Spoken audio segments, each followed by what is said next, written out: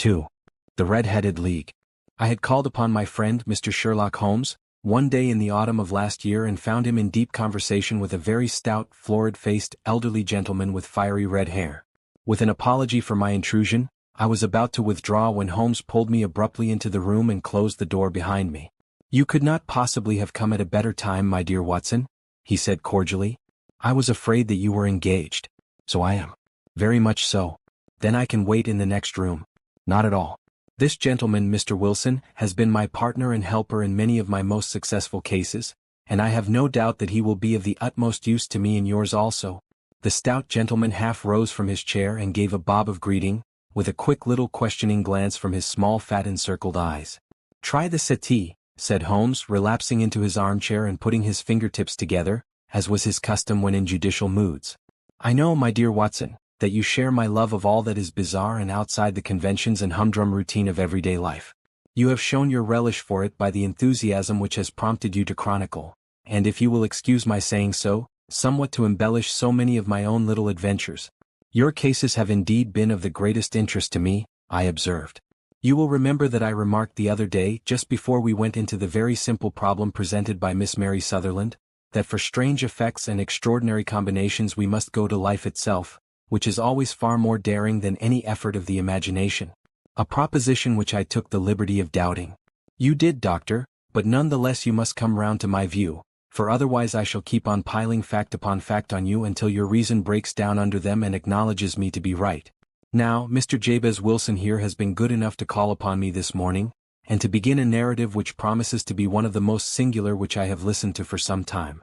You have heard me remark that the strangest and most unique things are very often connected not with the larger but with the smaller crimes, and occasionally, indeed, where there is room for doubt whether any positive crime has been committed.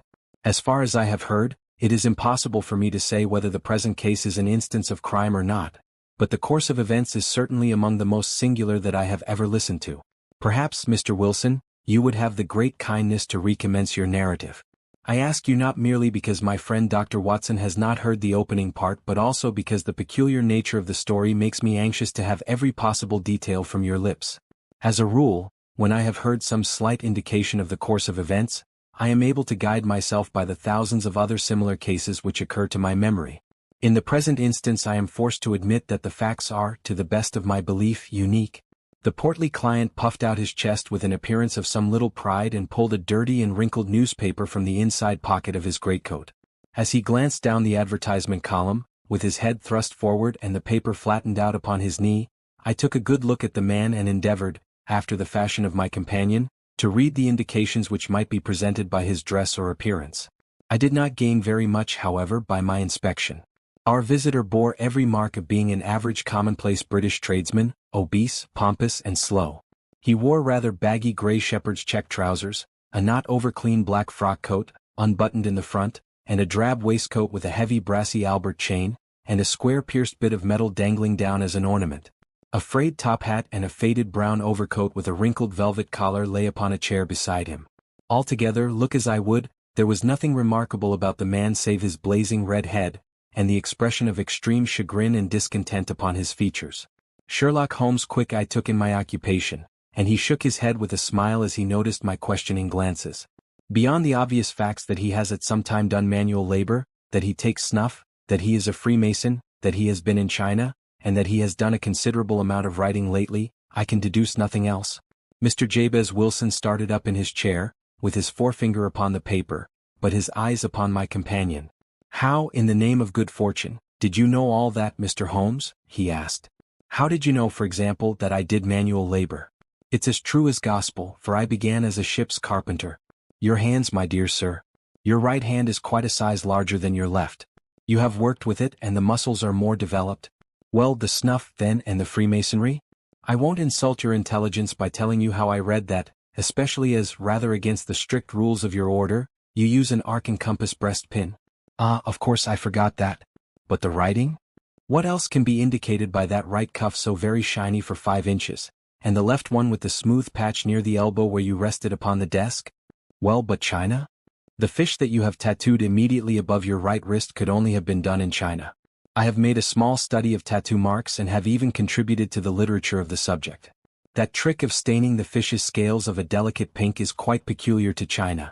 When, in addition, I see a Chinese coin hanging from your watch chain, the matter becomes even more simple." Mr. Jabez Wilson laughed heavily. "Well, I never," said he. "I thought at first that you had done something clever, but I see that there was nothing in it after all." "I begin to think, Watson," said Holmes, "that I make a mistake in explaining. Omni ignotum pro magnifico, you know, and my poor little reputation, such as it is, will suffer shipwreck if I am so candid. Can you not find the advertisement, Mr. Wilson?" "Yes, I have got it now," he answered with his thick red finger planted halfway down the column. "Here it is. This is what began it all. You just read it for yourself, sir." I took the paper from him and read as follows.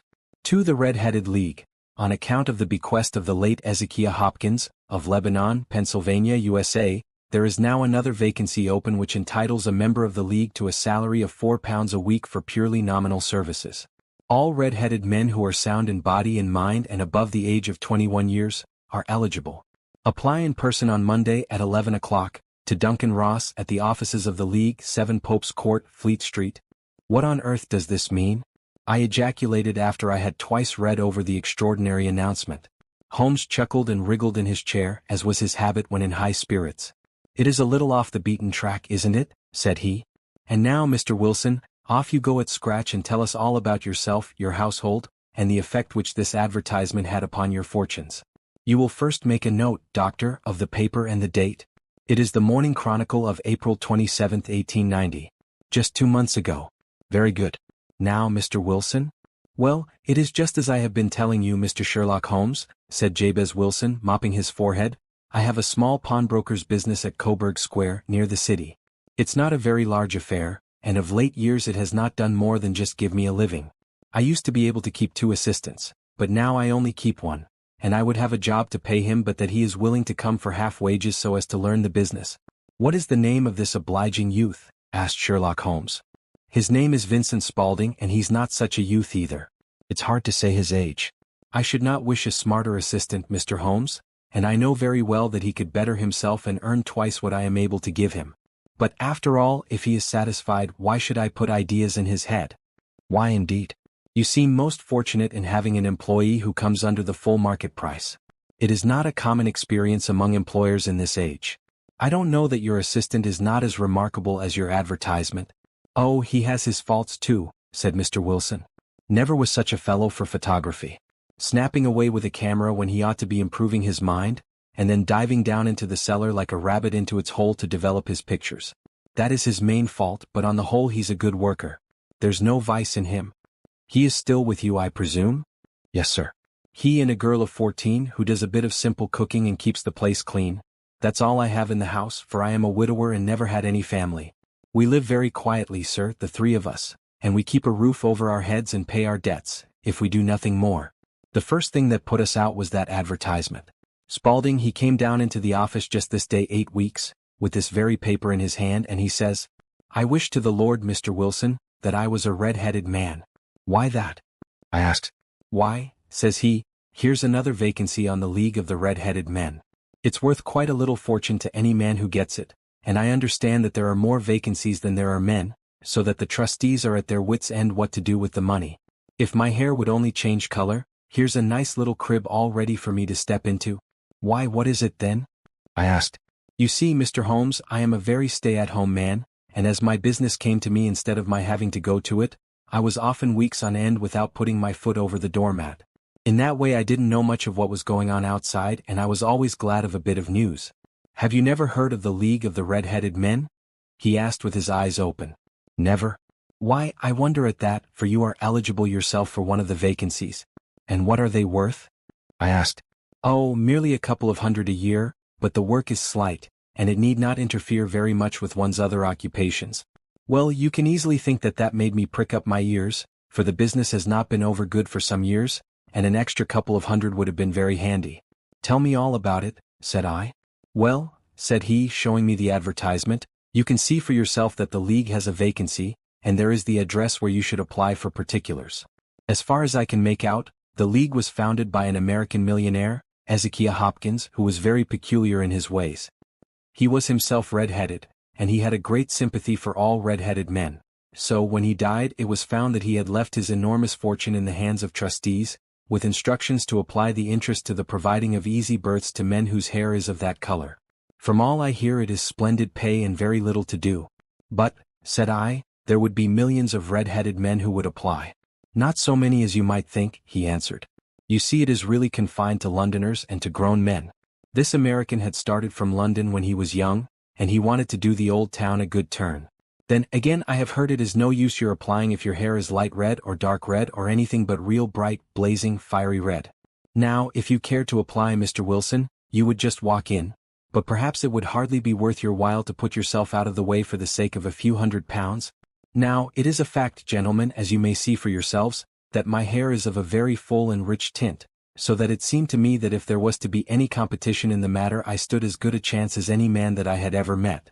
Vincent Spaulding seemed to know so much about it that I thought he might prove useful, so I just ordered him to put up the shutters for the day and to come right away with me. He was very willing to have a holiday, so we shut the business up and started off for the address that was given us in the advertisement. I never hoped to see such a sight as that again, Mr. Holmes.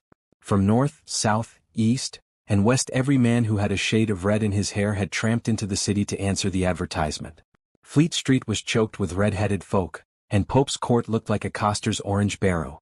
I should not have thought there were so many in the whole country as were brought together by that single advertisement. Every shade of color they were, straw, lemon, orange, brick, Irish setter, liver, clay, but as Spaulding said, there were not many who had the real vivid flame-colored tint. When I saw how many were waiting, I would have given it up in despair, but Spaulding would not hear of it. How he did it I could not imagine, but he pushed and pulled and butted until he got me through the crowd, and right up to the steps which led to the office. There was a double stream upon the stair, some going up in hope, and some coming back dejected, but we wedged in as well as we could and soon found ourselves in the office. Your experience has been a most entertaining one, remarked Holmes as his client paused and refreshed his memory with a huge pinch of snuff. Pray continue your very interesting statement. There was nothing in the office but a couple of wooden chairs and a deal table, behind which sat a small man with a head that was even redder than mine. He said a few words to each candidate as he came up, and then he always managed to find some fault in them which would disqualify them. Getting a vacancy did not seem to be such a very easy matter after all. However, when our turn came the little man was much more favorable to me than to any of the others, and he closed the door as we entered, so that he might have a private word with us. This is Mr. Jabez Wilson, said my assistant, and he is willing to fill a vacancy in the league. And he is admirably suited for it, the other answered. He has every requirement.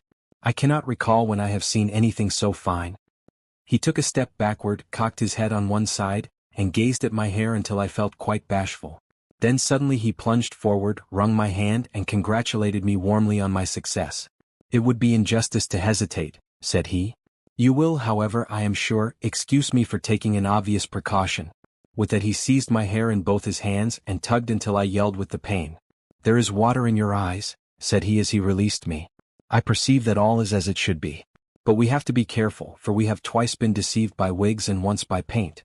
I could tell you tales of cobbler's wax which would disgust you with human nature. He stepped over to the window and shouted through it at the top of his voice that the vacancy was filled. A groan of disappointment came up from below, and the folk all trooped away in different directions until there was not a red head to be seen except my own and that of the manager. My name, said he, is Mr. Duncan Ross, and I am myself one of the pensioners upon the fund left by our noble benefactor. Are you a married man, Mr. Wilson? Have you a family? I answered that I had not. His face fell immediately. Dear me, he said gravely, that is very serious indeed. I'm sorry to hear you say that. The fund was, of course, for the propagation and spread of the redheads as well as for their maintenance. It is exceedingly unfortunate that you should be a bachelor. My face lengthened at this, Mr. Holmes, for I thought that I was not to have the vacancy after all, but after thinking it over for a few minutes he said that it would be all right. In the case of another, said he, the objection might be fatal, but we must stretch a point in favor of a man with such a head of hair as yours. When shall you be able to enter upon your new duties? Well, it is a little awkward for I have a business already, said I. Oh, never mind about that, Mr. Wilson, said Vincent Spaulding. I should be able to look after that for you. What would be the hours? I asked. 10 to 2. Now a pawnbroker's business is mostly done of an evening, Mr. Holmes, especially Thursday and Friday evening, which is just before payday, so it would suit me very well to earn a little in the mornings. Besides, I knew that my assistant was a good man, and that he would see to anything that turned up. That would suit me very well, said I. And the pay? Is £4 a week. And the work? Is purely nominal. What do you call purely nominal? Well, you have to be in the office or at least in the building the whole time. If you leave, you forfeit your whole position forever. The will is very clear upon that point. You don't comply with the conditions if you budge from the office during that time. It's only 4 hours a day and I should not think of leaving, said I. No excuse will avail, said Mr. Duncan Ross. Neither sickness nor business nor anything else. There you must stay or you lose your billet. And the work? Is to copy out the Encyclopedia Britannica. There is the first volume of it in that press. You must find your own ink, pens and blotting paper, but we provide this table and chair. Will you be ready tomorrow? Certainly, I answered. Then goodbye, Mr. Jabez Wilson, and let me congratulate you once more on the important position which you have been fortunate enough to gain. He bowed me out of the room and I went home with my assistant, hardly knowing what to say or do. I was so pleased at my own good fortune. Well, I thought over the matter all day, and by evening I was in low spirits again, for I had quite persuaded myself that the whole affair must be some great hoax or fraud, though what its object might be I could not imagine. It seemed altogether past belief that anyone could make such a will, or that they would pay such a sum for doing anything so simple as copying out the Encyclopedia Britannica. Vincent Spaulding did what he could to cheer me up, but by bedtime I had reasoned myself out of the whole thing. However, in the morning I determined to have a look at it anyhow, so I bought a penny bottle of ink, and with a quill pen and 7 sheets of foolscap paper, I started off for Pope's Court. Well, to my surprise and delight, everything was as right as possible. The table was set out ready for me, and Mr. Duncan Ross was there to see that I got fairly to work. He started me off upon the letter A, and then he left me, but he would drop in from time to time to see that all was right with me. At 2 o'clock he bade me good day, complimented me upon the amount that I had written, and locked the door of the office after me. This went on day after day, Mr. Holmes, and on Saturday the manager came in and planked down 4 golden sovereigns for my week's work. It was the same next week and the same the week after. Every morning I was there at 10 and every afternoon I left at 2. By degrees Mr. Duncan Ross took to coming in only once of a morning, and then after a time he did not come in at all. Still, of course, I never dared to leave the room for an instant, for I was not sure when he might come, and the billet was such a good one, and suited me so well, that I would not risk the loss of it. 8 weeks passed away like this, and I had written about abbots and archery and armor and architecture and Attica, and hoped with diligence that I might get on to the bees before very long. It cost me something in foolscap and I had pretty nearly filled a shelf with my writings. And then suddenly the whole business came to an end. To an end? Yes, sir. And no later than this morning. I went to my work as usual at 10 o'clock, but the door was shut and locked, with a little square of cardboard hammered on to the middle of the panel with a tack. Here it is and you can read for yourself. He held up a piece of white cardboard about the size of a sheet of notepaper. It read in this fashion. The Red-Headed League is dissolved. October 9, 1890. Sherlock Holmes and I surveyed this curt announcement and the rueful face behind it, until the comical side of the affair so completely overtopped every other consideration that we both burst out into a roar of laughter. I cannot see that there is anything very funny, cried our client, flushing up to the roots of his flaming head. If you can do nothing better than laugh at me, I can go elsewhere. No, no, cried Holmes, shoving him back into the chair from which he had half risen. I really wouldn't miss your case for the world. It is most refreshingly unusual. But there is, if you will excuse my saying so, something just a little funny about it. Pray what steps did you take when you found the card upon the door? I was staggered, sir. I did not know what to do. Then I called at the offices round, but none of them seemed to know anything about it. Finally, I went to the landlord, who is an accountant living on the ground floor, and I asked him if he could tell me what had become of the Red-Headed League. He said that he had never heard of any such body. Then I asked him who Mr. Duncan Ross was. He answered that the name was new to him. Well, said I, the gentleman at number 4. What, the red-headed man? Yes. Oh, said he, his name was William Morris. He was a solicitor and was using my room as a temporary convenience until his new premises were ready. He moved out yesterday. Where could I find him? Oh, at his new offices. He did tell me the address. Yes, 17 King Edward Street, near St. Paul's. I started off, Mr. Holmes, but when I got to that address it was a manufactory of artificial kneecaps, and no one in it had ever heard of either Mr. William Morris or Mr. Duncan Ross. And what did you do then? Asked Holmes. I went home to Saxe-Coburg Square, and I took the advice of my assistant. but he could not help me in any way. He could only say that if I waited I should hear by post. But that was not quite good enough, Mr. Holmes. I did not wish to lose such a place without a struggle, so, as I had heard that you were good enough to give advice to poor folk who were in need of it, I came right away to you. And you did very wisely, said Holmes. Your case is an exceedingly remarkable one, and I shall be happy to look into it. From what you have told me I think that it is possible that graver issues hang from it than might at first sight appear. Grave enough, said Mr. Jabez Wilson. Why, I have lost £4 a week. As far as you are personally concerned, remarked Holmes, I do not see that you have any grievance against this extraordinary league. On the contrary, you are, as I understand, richer by some £30, to say nothing of the minute knowledge which you have gained on every subject which comes under the letter A. You have lost nothing by them? No, sir. But I want to find out about them and who they are and what their object was in playing this prank, if it was a prank, upon me. It was a pretty expensive joke for them, for it cost them £32. We shall endeavor to clear up these points for you. And first, 1 or 2 questions, Mr. Wilson. This assistant of yours who first called your attention to the advertisement, how long had he been with you? About a month then. How did he come? In answer to an advertisement. Was he the only applicant? No, I had a dozen. Why did you pick him? Because he was handy and would come cheap. At half wages, in fact. Yes. What is he like, this Vincent Spaulding? Small, stout-built, very quick in his ways, no hair on his face, though he's not short of 30. Has a white splash of acid upon his forehead. Holmes sat up in his chair in considerable excitement. I thought as much, said he. Have you ever observed that his ears are pierced for earrings? Yes, sir.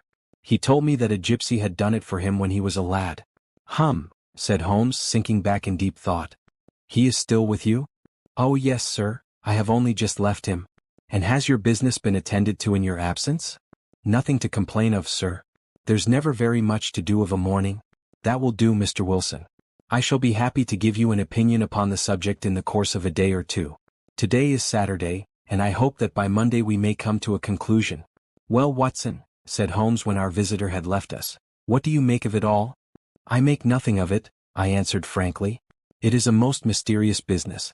As a rule, said Holmes, the more bizarre a thing is the less mysterious it proves to be. It is your commonplace, featureless crimes which are really puzzling, just as a commonplace face is the most difficult to identify. But I must be prompt over this matter. What are you going to do then? I asked. To smoke, he answered. It is quite a 3-pipe problem, and I beg that you won't speak to me for 50 minutes. He curled himself up in his chair, with his thin knees drawn up to his hawk-like nose, and there he sat with his eyes closed and his black clay pipe thrusting out like the bill of some strange bird. I had come to the conclusion that he had dropped asleep, and indeed was nodding myself, when he suddenly sprang out of his chair with the gesture of a man who has made up his mind and put his pipe down upon the mantelpiece. Sarasate plays at the St. James's Hall this afternoon, he remarked. What do you think, Watson? Could your patience spare you for a few hours? I have nothing to do today. My practice is never very absorbing. Then put on your hat and come. I am going through the city first and we can have some lunch on the way. I observe that there is a good deal of German music on the program, which is rather more to my taste than Italian or French. It is introspective and I want to introspect. Come along. We traveled by the underground as far as Aldersgate, and a short walk took us to Saxe-Coburg Square, the scene of the singular story which we had listened to in the morning. It was a poky little shabby-genteel place, where 4 lines of dingy 2-storied brick houses looked out into a small railed-in enclosure, where a lawn of weedy grass and a few clumps of faded laurel bushes made a hard fight against a smoke-laden and uncongenial atmosphere. 3 gilt balls and a brown board with Jabez Wilson in white letters, upon a corner house, announced the place where our red-headed client carried on his business. Sherlock Holmes stopped in front of it with his head on one side and looked it all over, with his eyes shining brightly between puckered lids. Then he walked slowly up the street and then down again to the corner, still looking keenly at the houses. Finally he returned to the pawnbroker's, and having thumped vigorously upon the pavement with his stick 2 or 3 times, he went up to the door and knocked. It was instantly opened by a bright-looking, clean-shaven young fellow, who asked him to step in. Thank you, said Holmes, I only wished to ask you how you would go from here to the Strand. 3rd right, 4th left, answered the assistant promptly, closing the door. Smart fellow that, observed Holmes as we walked away. He is, in my judgment, the 4th smartest man in London, and for daring I am not sure that he has not a claim to be 3rd. I have known something of him before. Evidently, said I. "Mr. Wilson's assistant counts for a good deal in this mystery of the Red-Headed League. I am sure that you inquired your way merely in order that you might see him." "Not him." "What then?" "The knees of his trousers." "And what did you see?" "What I expected to see." "Why did you beat the pavement?" "My dear doctor, this is a time for observation, not for talk. We are spies in an enemy's country. We know something of Saxe-Coburg Square. Let us now explore the parts which lie behind it." The road in which we found ourselves as we turned round the corner from the retired Saxe-Coburg Square presented as great a contrast to it as the front of a picture does to the back. It was one of the main arteries which conveyed the traffic of the city to the north and west. The roadway was blocked with the immense stream of commerce flowing in a double tide inward and outward, while the footpaths were black with the hurrying swarm of pedestrians. It was difficult to realize as we looked at the line of fine shops and stately business premises that they really abutted on the other side upon the faded and stagnant square which we had just quitted. "Let me see," said Holmes, standing at the corner and glancing along the line. "I should like just to remember the order of the houses here. It is a hobby of mine to have an exact knowledge of London. There is Mortimer's, the tobacconist, the little newspaper shop, the Coburg branch of the City and Suburban Bank, the vegetarian restaurant, and McFarland's carriage building depot. That carries us right on to the other block. And now, doctor, we've done our work, so it's time we had some play. A sandwich and a cup of coffee, and then off to violin land, where all is sweetness and delicacy and harmony, and there are no red-headed clients to vex us with their conundrums." My friend was an enthusiastic musician, being himself not only a very capable performer but a composer of no ordinary merit. All the afternoon he sat in the stalls wrapped in the most perfect happiness, gently waving his long thin fingers in time to the music, while his gently smiling face and his languid dreamy eyes were as unlike those of Holmes the sleuth-hound, Holmes the relentless, keen-witted, ready-handed criminal agent, as it was possible to conceive. In his singular character the dual nature alternately asserted itself, and his extreme exactness and astuteness represented, as I have often thought, the reaction against the poetic and contemplative mood which occasionally predominated in him. The swing of his nature took him from extreme languor to devouring energy, and as I knew well, he was never so truly formidable as when, for days on end, he had been lounging in his armchair amid his improvisations and his black-letter editions. Then it was that the lust of the chase would suddenly come upon him, and that his brilliant reasoning power would rise to the level of intuition, until those who were unacquainted with his methods would look askance at him as on a man whose knowledge was not that of other mortals. When I saw him that afternoon so enwrapped in the music at St. James's Hall, I felt that an evil time might be coming upon those whom he had set himself to hunt down. "You want to go home, no doubt, doctor?" he remarked as we emerged. "Yes, it would be as well. And I have some business to do which will take some hours." "This business at Coburg Square is serious." "Why serious?" "A considerable crime is in contemplation. I have every reason to believe that we shall be in time to stop it. But today being Saturday rather complicates matters. I shall want your help tonight." "At what time?" 10 will be early enough. I shall be at Baker Street at 10. "Very well. And I say, doctor, there may be some little danger, so kindly put your army revolver in your pocket." He waved his hand, turned on his heel, and disappeared in an instant among the crowd. I trust that I am not more dense than my neighbors, but I was always oppressed with a sense of my own stupidity in my dealings with Sherlock Holmes. Here I had heard what he had heard, I had seen what he had seen, and yet from his words it was evident that he saw clearly not only what had happened but what was about to happen, while to me the whole business was still confused and grotesque. As I drove home to my house in Kensington I thought over it all, from the extraordinary story of the red-headed copier of the encyclopedia down to the visit to Saxe-Coburg Square, and the ominous words with which he had parted from me. What was this nocturnal expedition, and why should I go armed? Where were we going, and what were we to do? I had the hint from Holmes that this smooth-faced pawnbroker's assistant was a formidable man, a man who might play a deep game. I tried to puzzle it out, but gave it up in despair and set the matter aside until night should bring an explanation. It was 9:15 when I started from home and made my way across the park, and so through Oxford Street to Baker Street. 2 hansoms were standing at the door, and as I entered the passage I heard the sound of voices from above. On entering his room I found Holmes in animated conversation with 2 men, one of whom I recognized as Peter Jones, the official police agent, while the other was a long, thin, sad-faced man, with a very shiny hat and oppressively respectable frock coat. "Ah, our party is complete," said Holmes, buttoning up his pea-jacket and taking his heavy hunting crop from the rack. "Watson, I think you know Mr. Jones of Scotland Yard? Let me introduce you to Mr. Merryweather, who is to be our companion in tonight's adventure. We're hunting in couples again, Doctor, you see, said Jones in his consequential way. Our friend here is a wonderful man for starting a chase. All he wants is an old dog to help him to do the running down. I hope a wild goose may not prove to be the end of our chase, observed Mr. Merryweather gloomily. You may place considerable confidence in Mr. Holmes, sir, said the police agent loftily. He has his own little methods which are, if he won't mind my saying so, just a little too theoretical and fantastic, but he has the makings of a detective in him. It is not too much to say that once or twice, as in that business of the Sholto murder and the Agra treasure, he has been more nearly correct than the official force. Oh, if you say so, Mr. Jones, it is all right, said the stranger with deference. Still, I confess that I miss my rubber. It is the first Saturday night for 27 years that I have not had my rubber.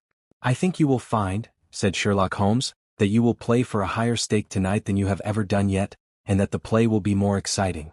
For you, Mr. Merryweather, the stake will be some £30,000. And for you, Jones, it will be the man upon whom you wish to lay your hands. John Clay, the murderer, thief, smasher and forger.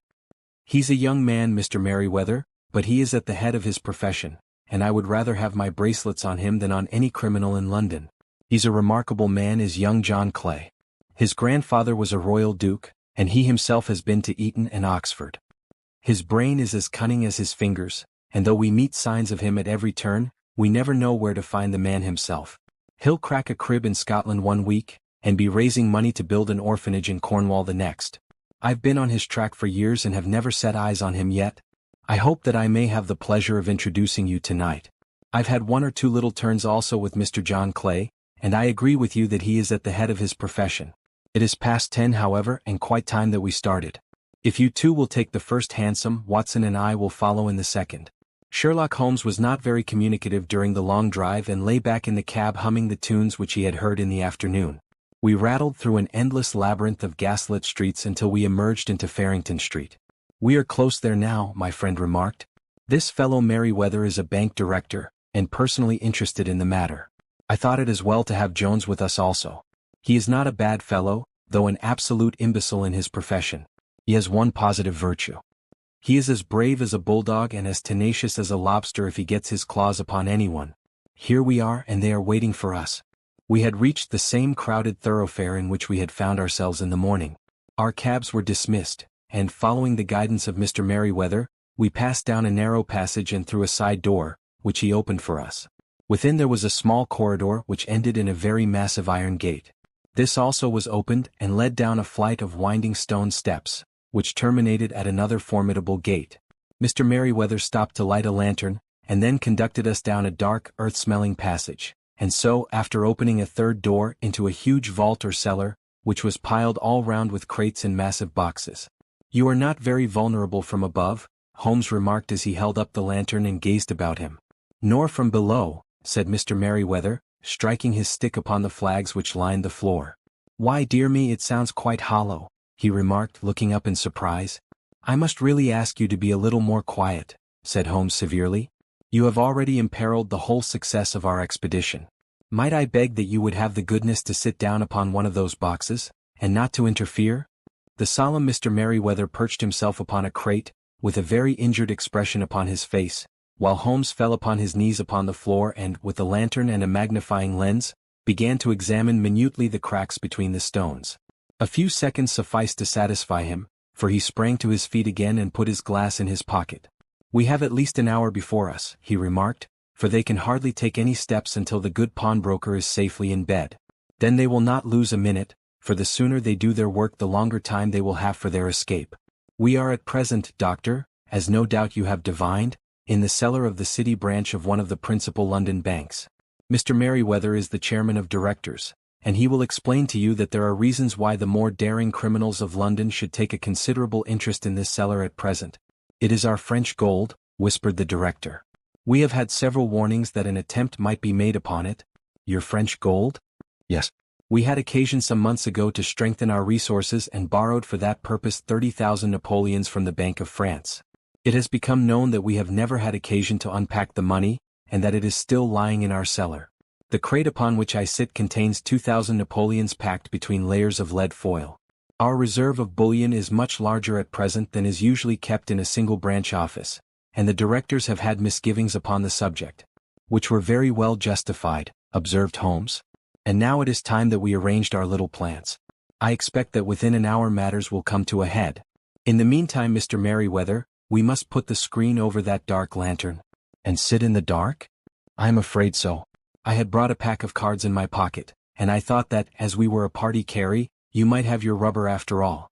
But I see that the enemy's preparations have gone so far that we cannot risk the presence of a light. And first of all we must choose our positions. These are daring men, and though we shall take them at a disadvantage, they may do us some harm unless we are careful. I shall stand behind this crate, and do you conceal yourselves behind those. Then when I flash a light upon them, close and swiftly. If they fire, Watson, have no compunction about shooting them down. I placed my revolver, cocked, upon the top of the wooden case behind which I crouched. Holmes shot the slide across the front of his lantern and left us in pitch darkness. Such an absolute darkness as I have never before experienced. The smell of hot metal remained to assure us that the light was still there, ready to flash out at a moment's notice. To me, with my nerves worked up to a pitch of expectancy, there was something depressing and subduing in the sudden gloom, and in the cold dank air of the vault. They have but one retreat, whispered Holmes.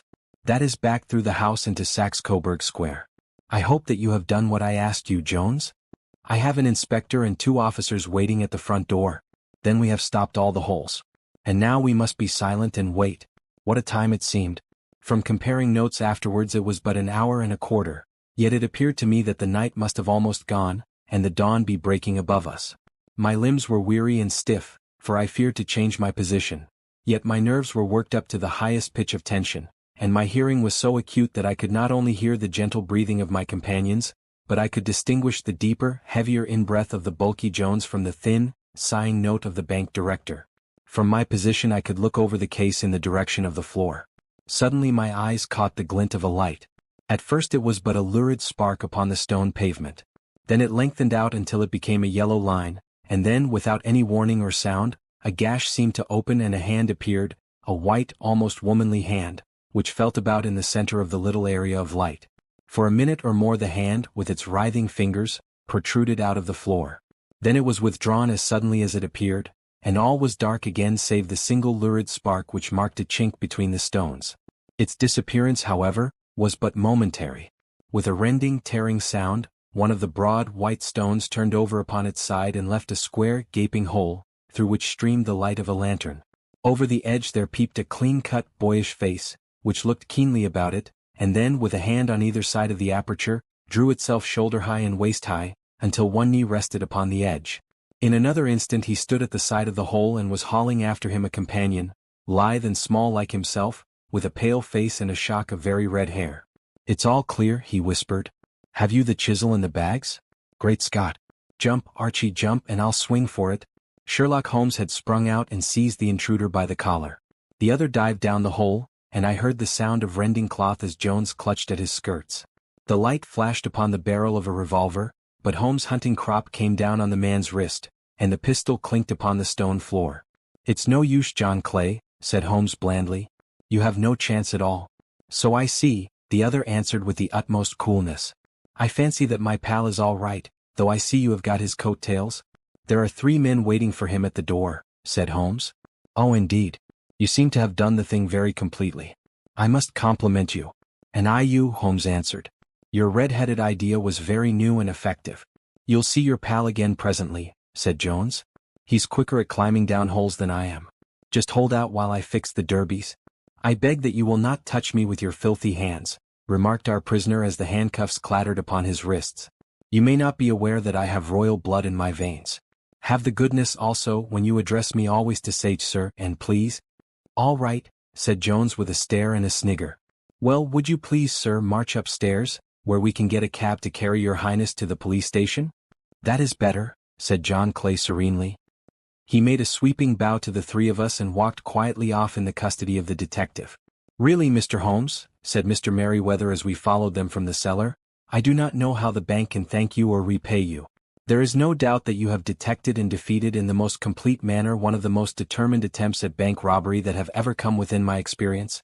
I have had 1 or 2 little scores of my own to settle with Mr. John Clay," said Holmes. "I have been at some small expense over this matter, which I shall expect the bank to refund. But beyond that I am amply repaid by having had an experience which is in many ways unique, and by hearing the very remarkable narrative of the Red-Headed League.